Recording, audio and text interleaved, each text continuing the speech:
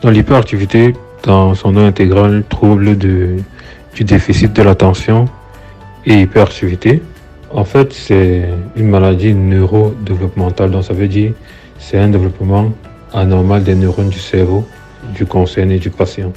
En gros, on va distinguer trois catégories. Ce qui est caractérisé principalement par le manque d'attention et le déficit d'attention. En deux, ce qui est caractérisé par l'hyperactivité, le fait d'être très actif ou trop actif. Et le troisième groupe, c'est un peu ceux qui sont constitués du mélange des deux.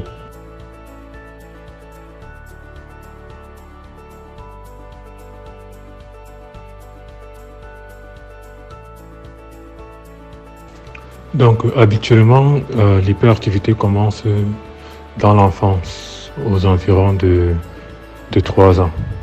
Et ça va se manifester comment? Ce sera un enfant qui, par exemple, en classe, sera en train de demander la permission pour sortir tout le temps et on ne saura pas ce qu'il va dire faire.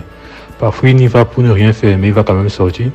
Deuxième signe, ça peut être un enfant qui, le soir, il est toujours en train de jouer. Quand il faut aller dormir, il n'a pas sommeil, il joue tout le temps, il est toujours en train de jouer. Tu fais n'importe comment, il ne se fatigue pas. Troisième truc, c'est un enfant qui ne pourra pas faire les devoirs à la maison, sauf s'il y a quelqu'un pour le suivre de très près. Mais si on lâche un peu prise là, le gars oublie tout ce qu'il fallait faire. Autre signe, c'est un enfant qui va facilement entrer en conflit avec les amis du même âge au quartier.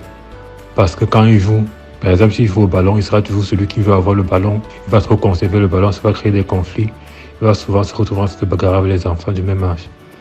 Et donc, tout ça, ça fait qu'en gros, comme il n'est pas, c'est un enfant qui n'arrive pas à se concentrer, donc on va même lui parler, on va avoir l'impression qu'il n'entend pas. Il va tout le temps jouer, il va casser des choses par accident, tout ça là. Et quand on le punit, on le fouette, on a l'impression que ça n'a aucun effet en fait.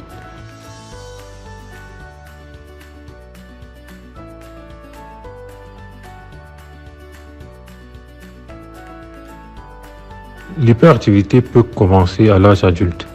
Chez l'adulte, il y a un signe qui est souvent caractéristique, c'est le fait que c'est quelqu'un qu'on lui confie des tâches. Même s'il s'assoit où il doit faire ça, il ne va pas faire. Il va toujours trouver des trucs qui vont le distraire, il va trouver autre chose à faire, il va tout reporter à demain. C'est quelqu'un qui n'arrive pas à travailler dans les délais, quelqu'un qui est habituellement assez désordonné. Et au boulot, bon, il ne peut pas s'asseoir travailler parce qu'il n'arrive pas à se concentrer, parce que l'attention n'est pas là. Donc, qu'est-ce qu'il faut faire? Que ce soit dans le cas de l'enfant, de l'âge de n'importe qui, il faut consulter parce que ça se soigne très bien.